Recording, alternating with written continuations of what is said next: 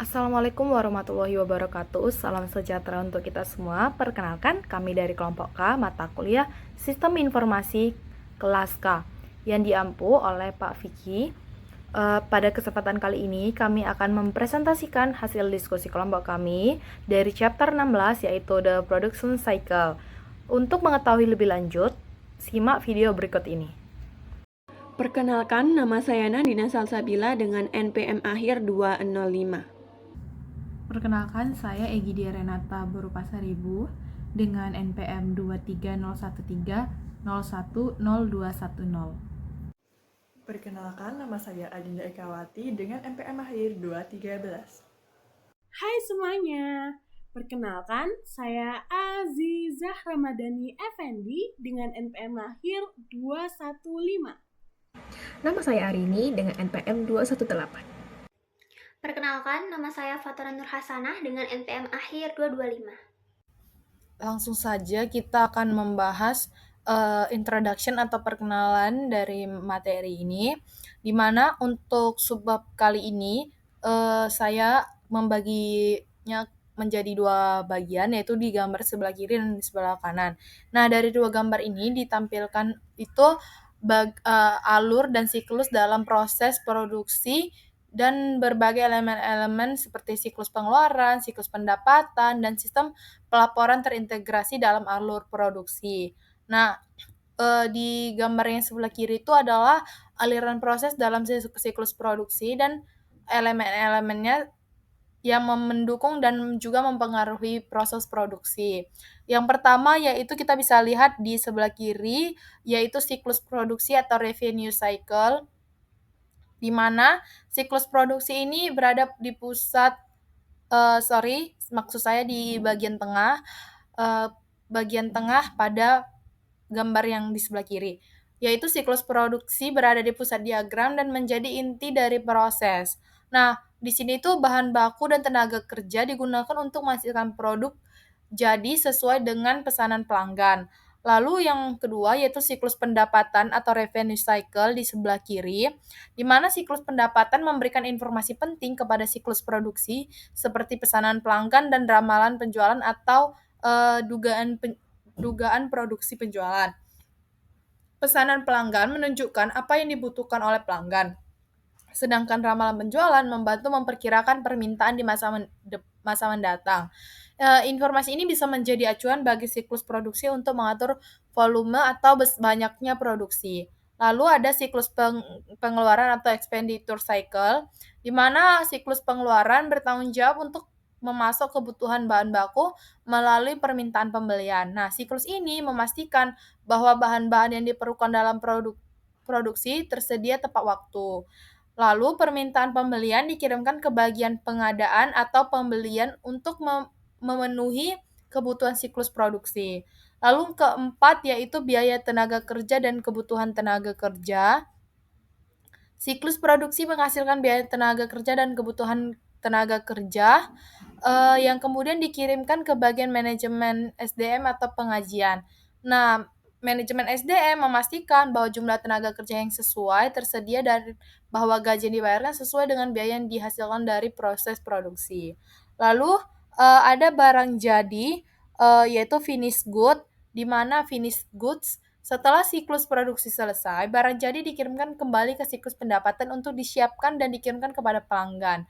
Barang jadi ini adalah hasil dari seluruh proses produksi dan disimpan untuk mempengaruhi permintaan pelanggan. Lalu ada biaya barang yang diproduksi. Nah, biaya barang yang diproduksi ini dilaporkan ke sistem laporan buku besar. Jadi sistem ini akan mencatat biaya keseluruhan produksi untuk pelaporan keuangan dan manajemen yang berguna untuk analisis kinerja produksi dan pengambilan keputusan di masa depan. Yang terakhir yaitu manajemen, di mana semua informasi dihasilkan dari siklus ini, termasuk laporan biaya, kebutuhan tenaga kerja, dikumpulkan untuk manajemen. Nah, manajemen menggunakan informasi ini untuk memantau efisiensi produksi, mengidentifikasi area yang dapat ditingkatkan, dan memastikan kelancaran proses keseluruhan kegiatan produksi.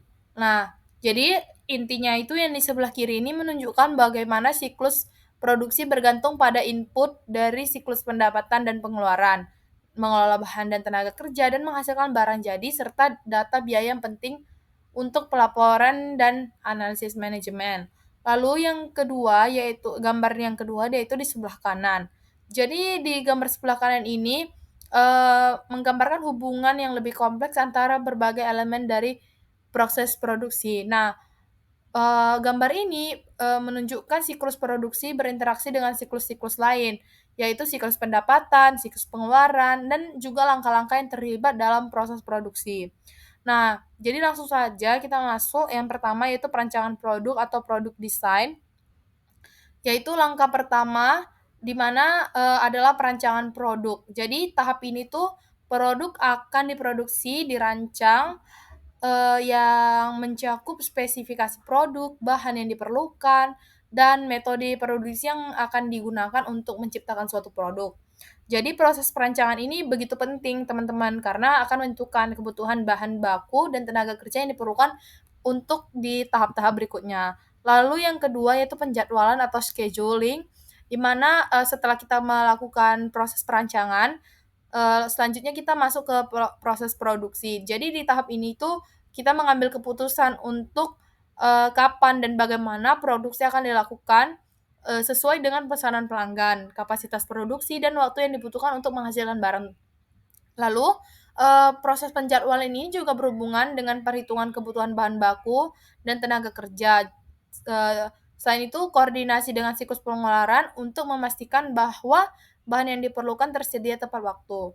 Lalu yang ketiga yaitu operasi produksi atau production operation, di mana tahap ini tuh produksi aktual terjadi. Jadi komponen yang dibutuhkan seperti bahan baku, tenaga kerja, lalu overhead dan lain-lain itu digunakan untuk memproduksi barang jadi. Nah, prosesnya ini mencakup work in process, yaitu barang-barang yang sedang diproduksi tetapi belum selesai. Jadi barang yang masih dalam proses pengelolaan dan belum siap untuk dikirim ke pelanggan. Jadi barang setengah jadi termasuk ke dalam operasi produksi. Lalu ada akuntansi biaya, yaitu cost accounting. Nah, jadi setelah barang diproduksi, ya langkah selanjutnya itu kita mencatat semua biaya yang terlibat dalam produksi. Jadi akuntansi biaya ini bertujuan untuk melihat semua biaya yang terkait dan produksi, termasuk biaya bahan baku, tenaga kerja, dan biaya overhead lainnya. Untuk materi akuntansi biaya ini telah kita pelajari di mata kuliah akuntansi biaya pada semester lalu. Jadi sistem ini juga nantinya membantu untuk memastikan bahwa biaya yang tercatat sesuai dengan perencanaan dan anggaran serta memantau efisiensi produksi. Lalu selanjutnya adalah siklus pendapatan atau revenue cycle. Jadi pesanan pelanggan atau customer orders diterima dan akan diproses berdasarkan ramalan penjualan atau sales forecast. Jadi produk yang udah tadi diproduksi itu jadi barangnya itu akan disiapkan dan dikirimkan ke pelanggan. Nah, siklus pendapatan akan mencatat transaksi tersebut. Jadi itu mencakup pengelolaan barang jadi yang dikirim ke pelanggan. Lalu ada siklus pengeluaran atau expenditure cycle. Jadi permintaan pembelian untuk bahan baku dan bahan produksi lainnya diproses pada siklus pengeluaran. Jadi pada bagian ini tuh mencakup pesanan untuk bahan yang akan diperlukan oleh siklus produksi. Nah, informasi mengenai pengeluaran ini akan terhubung dengan pembelian bahan baku atau raw materials yang diperlukan untuk produksi. Lalu ada juga sumber daya tenaga kerja dan bahan baku. Nah, ketersediaan tenaga kerja atau labor available menjadi elemen penting dalam perencanaan produksi. Nah, di gambar itu tuh kita bisa lihat bagaimana siklus produksi berhubungan dengan manajemen sumber daya manusia untuk memastikan tenaga kerja yang cukup dan tersedia selama proses produksi. Lalu bahan baku atau raw materials. Nah, jadi bahan yang dipesan itu harus diatur melalui siklus pengeluaran dan pengadaan untuk memastikan bahwa semua bahan yang dibutuhkan untuk proses produksi itu telah tersedia. Lalu ada laporan biaya barang yang diproduksi. Jadi, barang yang telah tersedia tadi lalu dikeluar. Nah, barang tersebut tidak lupa masuk ke dalam pencatatan sistem laporan buku besar. Nah, jadi sistem ini mencatat seluruh biaya produksi seperti bahan baku, tenaga kerja, overhead, lalu kemudian digunakan untuk analisis keuangan dan pelaporan. Yang terakhir yaitu manajemen, di mana proses manajemen ini menggunakan data untuk melakukan analisis kinerja produksi, mengidentifikasi masalah dalam proses produksi, dan membuat keputusan untuk meningkatkan efisiensi dan mengurangi biaya.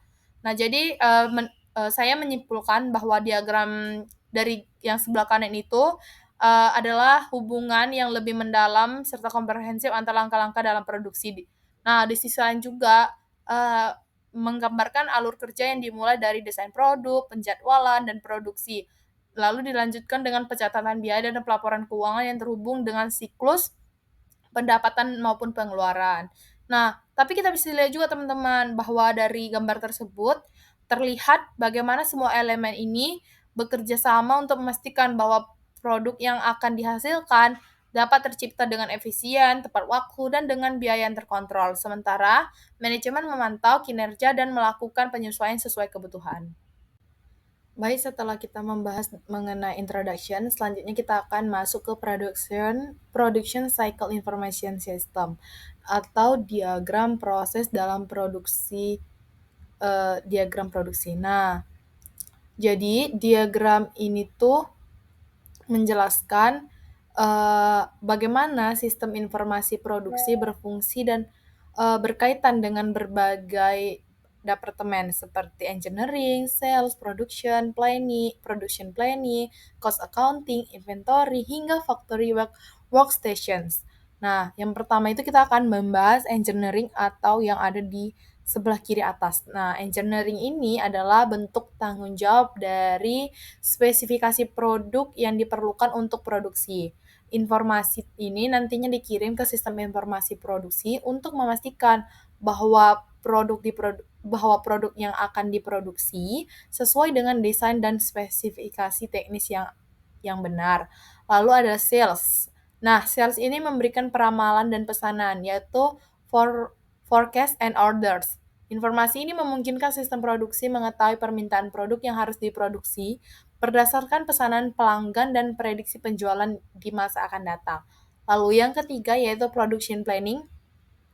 Nah, production planning ini adalah production order and schedules atau perintah produksi dan jadwal yang dibuat berdasarkan pesanan diterima. Nah, bagian ini bertanggung jawab untuk memastikan bahwa produksi berjalan sesuai jadwal dan sumber daya yang diperlukan sudah dipersiapkan. Lalu ada cost accounting.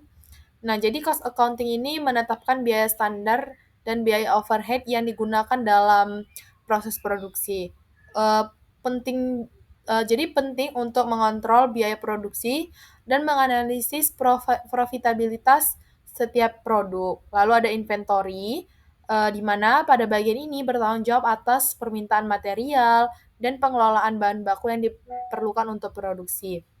Nah, sistem ini memastikan bahwa bahan yang dibutuhkan selalu tersedia tepat waktu, sehingga proses produksi tidak akan terganggu apabila ketersediaan barang tidak ada. Nah, lalu yang keenam yaitu factory workstations, di mana pada bagian ini menerima informasi mengenai spesifikasi manufaktur dan detail produksi lainnya. Jadi setiap workstation ini pada pabrik bekerja berdasarkan data yang disediakan oleh sistem untuk memastikan bahwa produksi berjalan sesuai dengan rencana. Lalu ada juga sistem-sistem pendukung dari kegiatan tersebut yaitu online production system, di mana sistem ini mengintegrasikan informasi dari berbagai departemen seperti spesifikasi produk, jadwal produksi, biaya standar, dan permintaan material. Nah, untuk mengelola seluruh proses produksi secara terpusat dan online. Lalu ada inventory processing system, di mana sistem ini mengelola inventaris atau persediaan yang ada dalam siklus produksi. Jadi setiap barang yang dalam produksi seperti bahan mentah, barang jadi, itu akan dipermudah oleh adanya inventory processing system. Lalu ada juga proses dalam sistem informasi siklus produksi. Nah, yaitu kita bisa lihat ada The production cycle information system is like a smart manager for a factory. Jadi di situ tuh siklus informasi itu memberikan sistem informasi yang cerdas layaknya manajer. Nah, manajer cerdas dalam sebuah perusahaan. Di mana yang pertama ada komponennya yaitu pemantauan material. Jadi pada pemantauan material ini ada sistem yang mengetahui berapa banyak bahan yang ada di dalam gudang untuk cara membuat produk dan beberapa banyak produk yang harus diproduksi. Lalu ada perhitungan biaya produksi. Jadi sistem ini nantinya bisa menghitung biaya produksi dan memantau setiap langkah dalam proses produksi, juga memastikan bahwa biaya tetap dalam batas yang diharapkan.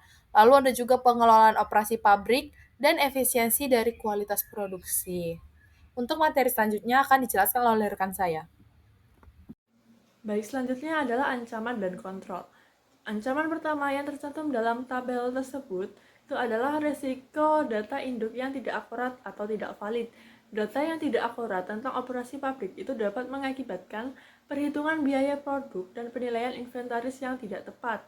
Jadi catatan inventaris yang tidak akurat itu dapat mengakibatkan kegagalan dalam memproduksi barang jadi, tepat waktu atau produksi yang tidak perlu. Kesalahan dalam spesifikasi produk atau daftar bahan baku dan daftar operasi itu tuh dapat mengakibatkan produk yang dirancang itu buruk. Lalu kita masuk pada desain produk. Jadi di desain produk itu ada proses di mana aktivitas desain produk itu menghasilkan dua keluaran. Yang pertama itu daftar bahan baku, itu yang menentukan nomor komponen, deskripsi, dan jumlah setiap komponen yang digunakan dalam produk jadi. Lalu yang kedua adalah daftar operasi, di mana itu menentukan urutan langkah yang harus diikuti dalam pembuatan produk, peralatan yang akan digunakan, dan beberapa lama waktu yang dibutuhkan untuk setiap langkah. Nah, untuk contoh dari daftar bahan baku dan daftar operasi itu tuh bisa dilihat pada gambar di samping. Nah, selanjutnya saya akan menjelaskan tentang threats and control atau ancaman dan pengendalian dalam desain produk. Jadi, ada beberapa ancaman yang buruk dalam desain produk ini. Salah satunya adalah peningkatan biaya. Jadi, desain produk yang buruk meningkatkan biaya produksi dalam berbagai aspek. Seperti peningkatan komponen unik yang terlalu banyak pada produk yang serupa dapat meningkatkan biaya pembelian dan pemeliharaan persediaan bahan baku. Lalu, dengan kompleksitas yang tinggi dalam transisi produk satu ke produk lainnya, dapat menyebabkan timbulnya ketidak efisien dalam proses produksi. Dan ternyata produk yang kurang baik desainnya cenderung lebih sering mengalami kegagalan sehingga akan meningkatkan biaya garansi ataupun perbaikan. Lalu, dalam aktivitas kontrol ataupun pengendalian, ada beberapa partisipasi yang dapat dilakukan oleh seorang akuntan. Pertama, sebagai akuntan, sebaiknya dapat terlibat dalam aktivitas desain produk, karena ternyata 65% hingga 80% biaya produk akan ditentukan pada tahap desain produk ini. Akuntan dapat menganalisis penggunaan komponen alternatif dan perubahan proses produksi yang digunakan untuk mengurangi biaya. Lalu yang kedua, akuntan dapat menggunakan informasi dari siklus pendapatan yang terkait dengan biaya perbaikan dan garansi produk, di mana hal ini digunakan untuk mengidentifikasi penyebab utama dari kegagalan suatu produk. Lalu akuntan dapat memberikan rekomendasi untuk perbaikan desain yang meningkatkan kualitas produk tersebut. Nah, masuk ke pembahasan selanjutnya tentang perencanaan dan penjadwalan produksi tentang metode perencanaan produksi. Jadi, tahap kedua dalam siklus produksi adalah perencanaan dan penjadwalan yang memiliki tujuan untuk mengembangkan rencana produksi yang efisien untuk memenuhi permintaan jangka pendek dan sekalian untuk meminimalkan persediaan bahan baku dan barang jadi. Masuk ke pembahasan metode perencanaan produksi, jadi terdapat dua metode paling umum yang digunakan untuk metode perencanaan produksi. Yang pertama, Manufacturing Research Planning atau MRP2, yang merupakan pengembangan dari perencanaan kebutuhan bahan baku yang bertujuan untuk menyeimbangkan kapasitas produksi dan kebutuhan bahan baku untuk memenuhi permintaan penjualan. Dan sistem ini sering disebut dengan push manufacturing, di mana produk akan diproduksi berdasarkan dengan perkiraan permintaan pelanggan, bukan dengan permintaan yang nyata. Lalu yang kedua ada Lean Manufacturing, di mana Lean Manufacturing ini memperluas prinsip just in time ke seluruh proses produk sebagai respon terhadap permintaan aktual dari pelanggan. Lalu Lean Manufacturing ini sering disebut dengan Pull Manufacturing, yang dimana produk akan diproduksi sebagai respon terhadap permintaan aktual pelanggan. Meskipun idealnya produksi hanya akan dilakukan berdasarkan dengan pesanan dari pelanggan, dalam praktik dan kenyataannya banyak sistem land manufacturing yang menggunakan rencana produksi jangka pendek. Dan perbedaan MRP2 dan land manufacturing ada dua, yaitu dalam horizon perencanaan dan kecocokan sistem. Berdasarkan horizon perencanaan, MRP2 dapat merencanakan hingga 12 bulan ke depan, sedangkan land manufacturing biasanya memiliki horizon perencanaan yang lebih pendek. Lalu, jika berdasarkan kecocokan sistem, MRP2 lebih cocok untuk produksi dengan siklus hidup panjang atau permintaan yang dapat diprediksi. Sedangkan land manufacturing sendiri lebih cocok untuk siklus produksi produk yang lebih pendek dan permintaan yang tidak stabil. Dengan demikian, pemilihan antara MRP2 dan land manufacturing bergantung pada karakteristik produk dan pola permintaan yang dihadapi oleh perusahaan. Nah, selanjutnya kita akan membahas mengenai Key Document and Form atau dokumen utama dan formulir. Jadi, MPS atau Master Production Schedule atau jadwal produksi induk adalah rencana produksi berdasarkan pesanan pelanggan, lalu perkiraan penjualan, dan inventaris barang jadi. Nah, MPS membantu menentukan jumlah dan waktu produksi untuk memenuhi permintaan tanpa kekurangan atau kelebihan stok. Nah, di bawah ini merupakan tabel dari contoh MPS. Nah, di mana di tabel tersebut memuat informasi mengenai barang yang tersedia, lalu jadwal produksi, lalu perakiraan penjualan, lalu barang tersedia bersih dari minggu pertama sampai dengan minggu ke-8. Nah, selanjutnya terdapat gambar mengenai example of uploading a bill of materials. Jadi dari gambar di samping itu menunjukkan bahwa aktivitas perencanaan dan penjadwalan itu menghasilkan 3 dokumen. Nah, yang pertama yaitu pesanan produksi, di mana dokumen yang mengesahkan produksi suatu produk dalam jumlah tertentu. Lalu yang kedua yaitu permintaan bahan, di mana dokumen yang mengesahkan penarikan bahan baku yang diperlukan dari gudang. Dan yang ketiga yaitu tiket pemindahan, yaitu dokumen yang mencatat pemindahan internal suku cadang, lokasi tujuan, dan waktu pemindahan. Nah, selanjutnya kita akan membahas mengenai threat and control atau ancaman dan juga kontrol, di mana di bawah itu terdapat diagram alur yang menjelaskan bagaimana sistem ERP atau Enterprise Resource Planning yang mengintegrasikan informasi siklus produksi dengan data dari siklus lainnya. Nah, yang pertama itu kan ada pelanggan. Jadi pelanggan melakukan pemesanan yang dapat dimasukkan secara manual atau otomatis melalui website atau EDI atau Electronic Data Interchange. Lalu yang kedua itu kan memasukkan pesanan pelanggan. Nah, setelah pesanan diterima, perusahaan perlu memeriksa persediaan atau inventory dan ketersediaan tenaga kerja untuk menyiapkan produksi. Nah, selanjutnya yaitu pengecekan persediaan dan kebutuhan. Nah, proses ini itu memerlukan informasi dari pemasok, yaitu untuk bahan bakunya, dan HRM atau Human Resource Management untuk kebutuhan staf yang akan bekerja. Nah, yang terakhir yaitu pelaksanaan produksi. Jadi berdasarkan informasi yang telah diperiksa, lalu proses produksi itu dimulai. Nah, ERP juga menghubungkan data dengan sistem inventory dan tenaga kerja untuk memastikan seluruh proses produksi berjalan sesuai rencana. Nah, setelah mengetahui siklus produksi, jadi kan terdapat beberapa ancaman dan kontrol yang berkaitan dengan perencanaan dan juga penjadwalan produksi. Nah, setelah mengetahui siklus produksi, jadi kan terdapat beberapa ancaman dan juga kontrol yang berkaitan dengan perencanaan dan penjadwalan produksi. Nah, untuk ancamannya yang pertama yaitu produksi yang berlebihan. Nah, kelebihan produksi ini menyebabkan penumpukan stok, jadi membebani dana dan juga beresiko barang tidak dapat dijual. Nah, yang kedua yaitu kekurangan produksi. Jadi produksi yang tidak mencukupi itu mengakibatkan hilangnya penjualan dan ketidakpuasan pelanggan. Nah, selanjutnya yaitu untuk kontrolnya. Jadi yang pertama, sistem perencanaan produksi itu menggunakan data penjualan dan inventaris untuk mengurangi resiko kelebihan atau kekurangan produksi. Lalu yang kedua, persetujuan produksi memastikan bahwa hanya barang yang diperlukan yang diproduksi. Nah, lalu yang ketiga yaitu membatasi akses ke penjadwalan produksi untuk mencegah pesanan produksi yang tidak sah.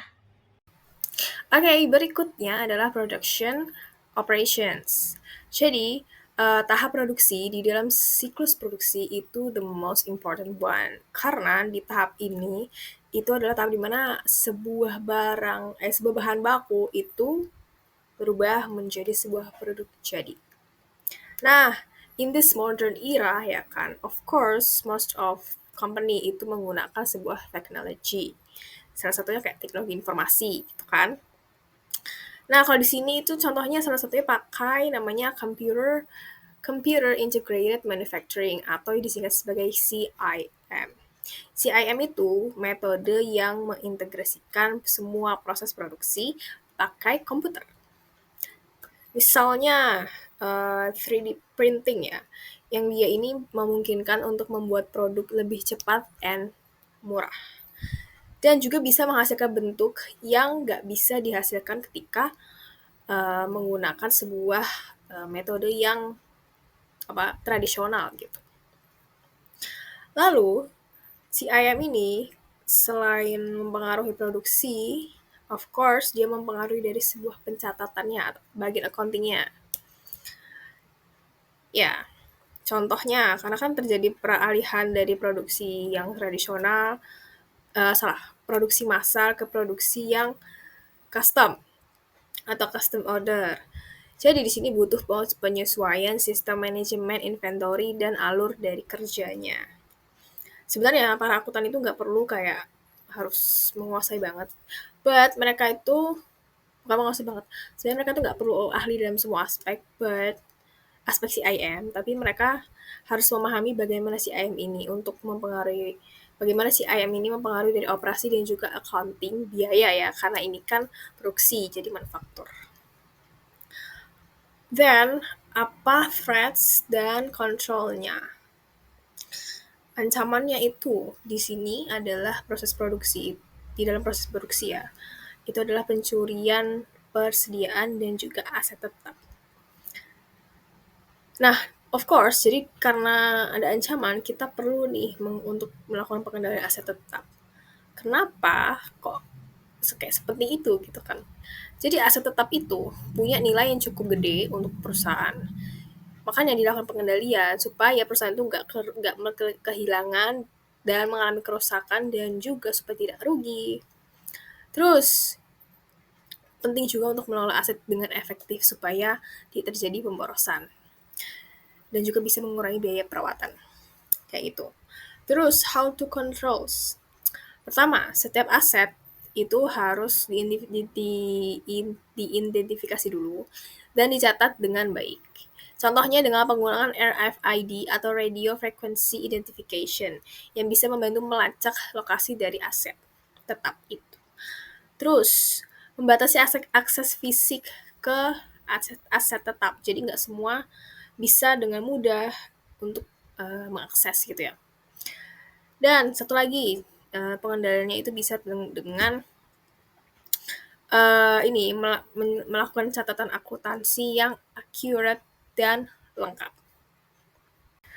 Nah, last one adalah cost accounting atau akuntansi biaya. Jadi, di akuntansi biaya itu ada 2 metode utama yang kita harus tahu. Pertama ada job order costing, dan yang kedua adalah proses costing. Job order costing itu di masing-masing produk diperlakukan sebagai unit yang separated atau terpisah. Dan biaya produksinya itu dialokasikan individually ke setiap unit tersebut. Dan untuk proses costing, biaya produksinya itu dialokasikan ke proses produksi, bukan ke produk individualnya. Maka metode ini itu cocok untuk produk yang punya karakteristik yang serupa dan juga dihasilkan dalam jumlah yang gede. Lalu, job order costing dan juga proses costing itu pasti membutuhkan namanya data, kayak data penggunaan bahan baku, TKL atau tenaga kerja maksudnya, dan juga overhead. Untuk menghitung biaya dari produksi untuk menghitung biaya produksi yang akurat. Nah, pertanyaannya adalah bagaimana cara mengumpulkan data-data ini gitu. First, bagaimana cara mengumpulkan dari data raw materials usage data atau penggunaan bahan baku dalam proses produksi. Pertama, ketika produksi bahan baku itu dikeluarkan dari gudang dan dicatat sebagai biaya produksi dan disebut sebagai work in process atau barang dalam proses. Lalu, kalau misalkan selama proses produksi itu perlu bahan baku tambahan, maka akan dicatat dalam akun debit dicatat di debit di akun work in process. Dan sebaliknya, kalau misalkan nggak ada bahan baku yang kepake dan dikembalikan ke gudang, maka akun work in process-nya akan dikredit. Jadi nanti dia dikurangi gitu. Lalu, bagaimana cara mencatatnya?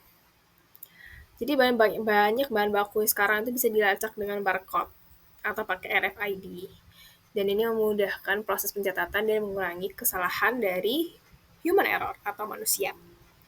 Tapi untuk beberapa jenis bahan baku ya, kayak cairan atau gas, itu pencatatannya masih harus manual ya kan. Karena dia kan nggak fisik yang kayak kalau barang solid kan jelas gitu.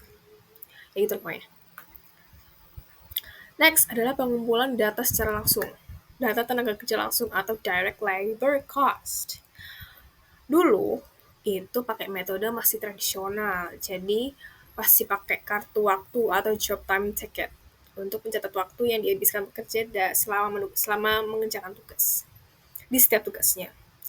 Nah, karena sekarang udah modern, jadi sekarang tuh perusahaan pakai terminal online atau bahkan sistem yang lebih canggih kayak barcode scanner untuk merekam data secara automatically. Gitu. Manfaatnya apa? Pasti ada manfaatnya ya kan? Of course, meningkatkan dari efisiensi dan keakurasi dari data tersebut. Next, data tentang penggunaan mesin dan peralatan dalam proses produksi atau machinery and equipment usage. Jadi seiring dengan semakin banyaknya perusahaan yang mengadopsi CIM untuk mengautomatisasikan proses produksi, biaya yang terkait dengan mesin dan peralatan itu jadi semakin signifikan. Maka, data tentang penggunaan mesin dan peralatan itu jadi sangat penting untuk mengoptimalkan biaya produksi. Prosesnya adalah, jadi data penggunaan mesin dan peralatan itu biasanya dikumpulkan bersamaan dengan data tentang aktivitas pekerja. Dulu data itu dikumpulkan dengan cara menghubungkan setiap mesin dan peralatan ke sistem komputer secara langsung. Tapi cara ini tuh kurang fleksibel ternyata. Jadi karena sulit untuk mengubah tata letak pabrik. Nah, makanya sekarang banyak perusahaan itu ganti sistem kabel dengan teknologi nirkabel. Hal ini tuh memungkinkan perusahaan untuk lebih mudah nih mengubah tata letak pabrik dan mengoptimalkan proses produksi. Yang terakhir adalah manufacturing overhead cost atau biaya overhead manufaktur. Nah, biaya overhead ini penting ya guys untuk pengambilan keputusan, peningkatan efisiensi dan juga untuk mengukur kinerja. Caranya adalah dengan menganalisis pengaruh perubahan metode produk, menganalisis pengaruh perubahan produk dengan memahami bagaimana sih perubahan dalam jenis produk yang dihasilkan dapat memengaruhi total biaya overhead. Kemudian mengidentifikasi faktor penyebabnya. Faktor apa aja sih yang menyebabkan perubahan dari biaya overhead? Dan yang terakhir itu menggunakan informasi yang diperoleh untuk menyesuaikan rencana produksi dan tata letak pabrik supaya lebih efisien. Selanjutnya, kita akan membahas mengenai ancaman dan pengendalian yang ada di akuntansi biaya. Yang pertama, data biaya tidak akurat dapat mengurangi efektivitas penjadwalan produksi dan melemahkan kemampuan manajemen untuk memantau dan mengendalikan operasi manufaktur. Namun, data biaya yang akurat saja tidak cukup. Seperti yang ditunjukkan dalam kasus EOE, sistem akuntansi biaya yang dirancang dengan buruk akan melakukan kesalahan dalam pengalokasian biaya ke produk dan menghasilkan laporan yang menyesatkan tentang aktivitas siklus produksi. Yang keduanya itu dapat menyebabkan keputusan yang buruk serta frustasi. Lalu yang kedua ada pengendalian atas ancaman tersebut. Pengendaliannya yaitu prosedur pengendalian terbaik untuk memastikan entry data yang akurat adalah dengan mengotomatisasi pengumpulan data menggunakan teknologi RFID, pemindahan kode batang, pembaca lencana, dan perangkat-perangkat lainnya. Jika hal ini tidak memungkinkan, maka terminal online harus digunakan untuk entry data dan harus menggunakan berbagai control edit entry data yang telah dibahas dalam bab 13 mengenai aktivitas siklus produksi. Yang keduanya itu dapat menyebabkan pengendalian atas ancaman-ancaman tersebut. Lalu, dua subbab berikut akan menjelaskan bagaimana sistem penetapan biaya berbasis aktivitas dan metrik kinerja inovatif dapat memitigasi dalam masalah ini. Yang pertama, ada peningkatan kontrol dengan sistem biaya berbasis aktivitas.